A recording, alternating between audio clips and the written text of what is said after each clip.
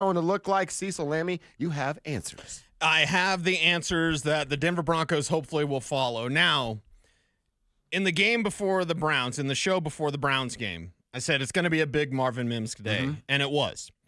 There are ways to beat the Indianapolis Colts, and this is where Courtland Sutton gets another 100-yard day. Another one, because it's a quick slant day.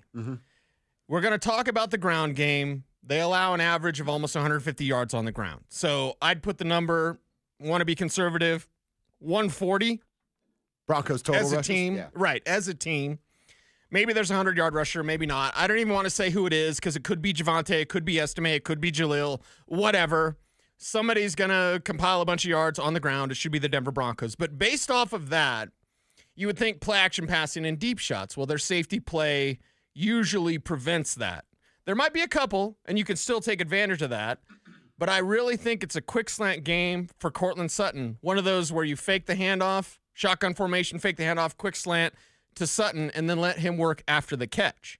Now, they'll probably bracket Sutton, as most teams are going to be doing that from here on out, which means Devon Vele, you get a chance for a quick slant, or back to Marvin Mims. Like the multiplicity that you have with this offense now, because if they do, they got Sutton figured out. Are they going to figure out Vele? They're going to figure out Mims, right? God forbid Adam Troutman, there could be more there if they wanted to. But this is a game where you run the ball with power gap. You just run it right down their throat. You don't need any sort of wide zone concepts. If you want to use those, fine. They're a team that does have discipline. I think this is a team where you take care of DeForest Buckner on the defensive line and you move him out the way and you power gap this thing. As a runner, what comes off of that? Quick slant. It's football 101. So expect Courtland Sutton to have, let's say 6-7 catches, something like that. Okay. Go over the century mark again, which, correct me if I'm wrong, would be the number 4 time.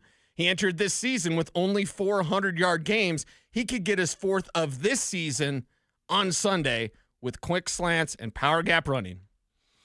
I love it, man. Courtland Sutton, like we've talked about 6-7 weeks, he has been a true wide receiver number 1. And with what we talked about with Colts cornerbacks, not being, really great or anybody you're going to write home about, he certainly can eat in this game. I love talking about the running game with this. And Andrew Mason mentioned earlier, you're going at the 140 mark as well. It would be nice to have that 100-yard rusher. Sure, but yeah. I agree with what Mason said. Hey, right now, we're beggars with the running back room, and beggars can't be choosers. If it's accumulation of 100+, well, then that's good enough. We said it all season with the Buffaloes. They weren't a run-first football team. Not at all. Running the ball was nothing to do with their identity. I might be able to make that same case for the Broncos. Running the ball is really not any part of their identity. They have to do it to set up what they actually want to do and what Sean wants his quarterback to be doing. So, to me, it does have to be plus 100 yards rushing. If we want to get greedy, rich people problems, we want it to be Jaleel or it's not going to be Javonte. Jaleel or Audric. Those are problems or things we can address down the road. Yeah, and I think with Javonte, who starts this game? And I do believe that does matter. Most of the time it hasn't this season because, Jaleel's out there first or Javonte's out there first. Estime's never out there first, and I feel bad for him because he never gets a chance to be the hot hand. If it's a hot hand approach, if it's a true meritocracy, we'll let the kid – I know Jaleel's playing good football, but let Estime run the ball because that's a different style. And, again, power gap. Power gap works with this. Jaleel's more of a guy liking zone concepts because of what you always say, speed and space. Yep. So is Javonte going to start again? Where's the loyalty there? I know blocking goes a long way. I heard Evans talking about it this morning. He was like, why is he so loyal to Javonte and why is he so loyal to Lil Jordan? Blocking. That's why, because Lil Jordan can block and Javonte can pass block. And in this situation, I'm like, can we start somebody else not named Javonte? That's Jaleel. He's next up, and then let Estime be the second guy in. And then let Javonte be the third guy in. Let Javonte be your Samaje Perine. But this game should be one where you control the time of possession. You do that with short passes that turn into long gains, quick slants.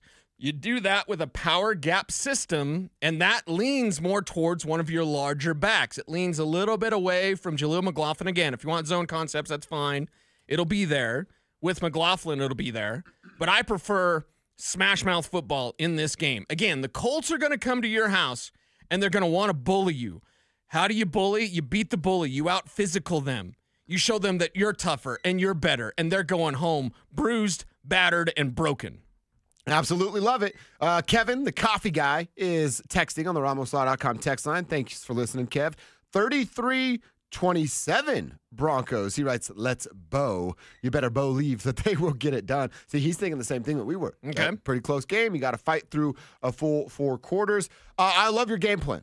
I also wonder how much of an emphasis Sean is going to put on Bo shining a little bit more, taking advantage of those cornerbacks that we talked about. Blackman back there as the safety. What was it, 4 or 5 weeks ago now at this point, where you and I were going, man, Bo's starting to really work safeties with his eyeballs. Yep. And it was 90% of the time, the side that Courtland was on, he wanted to open that up. Right. This will be interesting to see how he's starting to play post-bye week. We heard him yesterday talk about, I needed a football break, and then said football the next 5 sentences. It was all about football. Interested to see how he's watched his tape and his head movements going through his progressions quicker than in the past. That's a big adjustment I think Bo could make here in this game. And coming out of the bye, we're going to see things different. One thing that we've loved about Bo is we haven't seen the best from Bo, and there's new layers, there's levels, as we always say. There's new stuff coming with Bo Nix. What is it going to be unveiled this week? What's the new wrinkle coming with Bo Nix this week? Now, is quick slant a new wrinkle? No, not at all. Is it going to work against the Colts? Yes, it will. All day. I'm one of those guys in Madden. I hate to give you my strategy, but if it works, I'm going to keep running that play. Yeah. I'll RT and flip the side. So I just run the same play. Like, you got to stop it. You got to stop the power gap game, and you got to stop the quick slant game.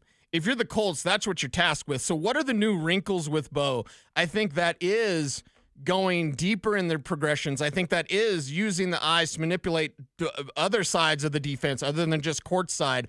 That's what I'm most excited about. A Broncos win, of course. A closer Broncos win. A tougher team than people. Some people are writing this thing off like, oh, it's easy and it's the Colts. No. Not a desperate team. They are completely desperate. They have a ton of talent. They have a ton of weapons. Maybe they're not well coached, but that's where Sean Payton and his game plan, and coming out of the bye week, is he more creative than Shane Steichen is creative with his unit? Because their creativity might be, hey, throw to Jonathan Taylor more. Right. The Broncos' creativity might be, actually use the tight end more. Oh, you're kidding Something me. we haven't seen. It would be there. Middle of the field's going to be open. That's why I love the quick slant. Middle of the field's going to be open for somebody. I'm saying it's Sutton, but damn it, if it was Troutman, again, not 100 yards, if they wanted to use Troutman, it would be there. Even the tight end, I mean, that would be something else. The Broncos using a tight end to help win a football game. Yeah, that would be interesting to see. I heard Stoke and Mike talking about it this morning, like coming off the bye. Are we going to see any kind of trick plays and Sean just not being able to help himself? I mean, not in a tight game, right? I don't think we're going to see anything crazy from Sean in an instance like that. If they're starting to pull away, maybe up by 10 in that second half, you might see something. But I look at this as a big Bo Nix, Courtland Sutton game. Very interested to see what ways Sean Payton continues to use Marvin Mims. And, we talked about it, like, can he be that little joker role? Can he show more signs that he's going to continue to be in that joker role? Obviously, coming off the big bomb play, 93 yards, Marvin Mims, Devon Vele, all of these guys are going to be in instances with one-on-ones. Can they beat their guy in time for Bo to find him, make the read, and then make the throw? Yeah, make the read, make the throw, and to continue to work people from the pocket. Is this a game where Bo runs a little bit more? They're soft against the run. I don't want Bo running like he did against New Orleans, 10 carries, 75 yards. He doesn't need to do that. But he's basically back to not running at all. Yeah. And I think there needs to be an introduction of a couple of more design runs for Bo. Maybe that sounds dangerous. Maybe people don't like that sound. But I believe that for Bo, and just to remember, hey, remember, this guy can take off and run. Just remember, put that in your card, put that as your defensive game plan. They're going to game plan for that. But what was the New Orleans game? What week was that? That was week 7. That was week 7. Wow. Brother, we're in week 15. We haven't really seen Bo run in a couple of months. So now is the time to kind of go back to that well, just with some design runs and only a couple of maybe 3-4 times at most. Yeah. Maybe that is the time. And it'll be there against the Colts because they're not a well-tackling team. They break down against the run. And if it's just further allowing you to pick on those safeties, yeah, use your eyes, I'm going deep. No, I'm not. I'm taking off to run. Something like that. Some sort of play, a quarterback draw, something like that for Bo. I'd love to see it on Sunday. Well, you know what? I'm gonna steal one of your lines. Yeah. You do this on Sunday, 4 days later, you now have to tell the Chargers, here's another layer that you're going to have to prepare for in 4 days of playing another football game. Well, how much of this game is about that? Showing a little something. It's not 0%. Yeah. No, definitely not. I don't think it's 50% or 40%, but it's not 0%. And part of that is the Chargers on a short week, you're going to have to prepare for Bo to run some more. Yep. So I don't necessarily say trick plays, because I think that's, I don't want to say weak sauce, but that's just like, okay. Will he get cute with it sometimes? Yeah, maybe. But what are the different layers that he's going to introduce with this? And are there sluggo routes now? Is it a slant and go? Because you've been killing him with the quick slant. Now all of a sudden, is that quick slant a go? And Courtland Sutton's gone. Right. Is that Mims who does that? Maybe Mims gets a couple of quick slants. Again, the slant is there. It's going to work. It's going to work this week. So what do you build off of that? And that's where, weeks ago I would talk about out routes and then going out and up. Well, this one is just a slant and then it's a sluggo. It's a slant and go. I would love to see that sort of layers from the Broncos offense this week. And specifically, as we're mentioning, you're the Chargers. You're going to have to prepare for it. Right. Whatever you see on Sunday that you haven't seen yet, what's Sean Payton showing out of the bye? Does he go the opposite way? Does he show a little bit less coming out of the bye? Does he just do what we've already seen? I don't think so. Oh, so he's like saving the tweaks for the Chargers game. Okay. Yes, yeah. So I don't think so, but I think that's also a fun conversation because it's like trying to get in Sean Payton's head. Right. That's an interesting game. A dangerous spot. Yeah. Is he mad? Does he hate me? Is he talkative? Right. That could be very dangerous. I also, looking at the Colts roster and their defensive line, they're stout, they're big, but they're not great at getting to the quarterback. And we know Bo is great at getting rid of the football and avoiding sacks. Their smallest defensive line starter is 6'3", 265 pounds. They also have DeForest Buckner, who's a giant, man, 6'7", 6'8", and well over 300 pounds there. So they have a lot of size, like they're stout, but their agility and their athleticism, I shouldn't say athleticism, but their speed is not what you're going to see most times. So this could be, again, maybe some of those tweaks from Sean. Going to be a lot of bull rushes coming. We will get rid of the football quick. We will have some screen stuff to set up with whatever the running back, I almost said Javonte because it's by default in my head too, but whoever the running back may be to kind of stunt some of that stuff. But they're big. They're just not very fast. Yeah, and you can take advantage of that, especially because you have brought speed back to the field. Marvin Mims continues to do more. It was funny talking to Marvin this week. He said how he was in multiple meetings. Like, imagine the life of Marvin Mims. Oh, I love that. You're not going to the wide receiver meetings only. He's going to the tight end meetings, and he's going to the running back meetings. Wow. So we've asked the question, is Marvin Mims the Joker? I mean, yeah. Well, is he the Joker or is he... He's the their Joker. closest thing to the Joker that they've had. He's their Joker, right? He might be the Jared Leto Joker and not the Heath Ledger Joker that Alvin Kamara was. Yeah, that's fair. I like that. That's your Joker. That's who that is. And with Marvin going to multiple meetings, then I asked Adam about it. I asked Troutman about it. I was like, what's it like having Marvin in your meetings? He's like, yeah, it's weird. It's weird, but he's everywhere. He's everywhere. So, again, is Sean showing wrinkles? So, hey, Jim Harbaugh, how do you like this look? And it's to beat the Colts. This focus is solely on the Colts. Mm-hmm. But there's also going to be a little bit of pageantry, if you will, to show the Chargers, hey, in 4 days, you got to deal with this. Right. Were you planning on that? Mm-hmm. The answer is probably no. So now you better plan on that. We just took some time away from your meetings. Yeah. I mean, I also think that's just kind of cool for Marvin. You've said it in the past, man. Marvin's kind of a quieter dude, kind of stays to himself, but shows some frustration when it's Social there. fire. Yeah.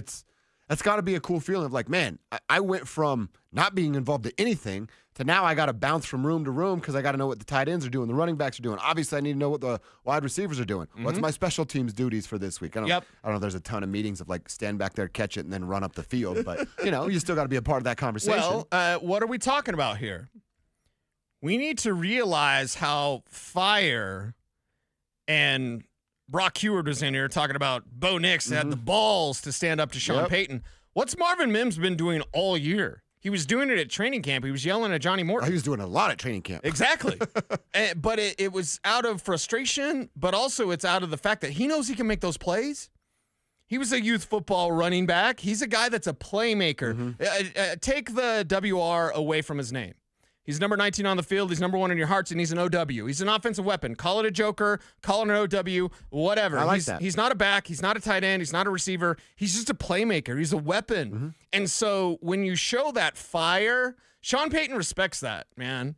He actually wants that. He's a pyromaniac. You know, he wants to set that tone. And he wants to be the guy that shows the fire and then has the fire back at him. Do you care, the generative principle, do you care the way that I care? Because if we care the same way, you know, we're going to have some yelling matches. Sure. But you know what? We're going to get those W's. Yep. Because we care about the same thing the same way. And it's like we talk about all the time. I think you should have the most uncomfortable conversations with the people that you're around the most. Yes. Because you're all working toward football, radio show, car wash, Target, gas station, wherever the heck you work. Right. Should all be working towards the same goal, and that's going to lead to some uncomfortable conversations because of the goal that's in mind. Yes, but if you have the same goal in mind, then you're going to hit your goal. That's right. And I think that's there's a rule in motorcycles. Do the little peace sign when one drives by you? Is that the rule? Unless it's a certain type of motorcycle. I won't get specific. Oh, okay. By the way, you're a dirt bike guy, right? Yeah. Okay, I just want to be able to talk motorcycles with you. I mean, I was a dirt bike. I'm not crotch rocket guy by any means. Cruiser or dirt bike guy. Okay, Yeah. all right, that's fine. Nothing wrong with that, baby. And it's because I will hurt myself very badly. If you see it, you're going to hit it. Oh, okay. Right? I had a girl pull out in front of me over by City Park in Fort Collins years and years ago. I needed a Snickers. For the love of God, and I, of course, had my Ninja, my first Ninja, Yeah.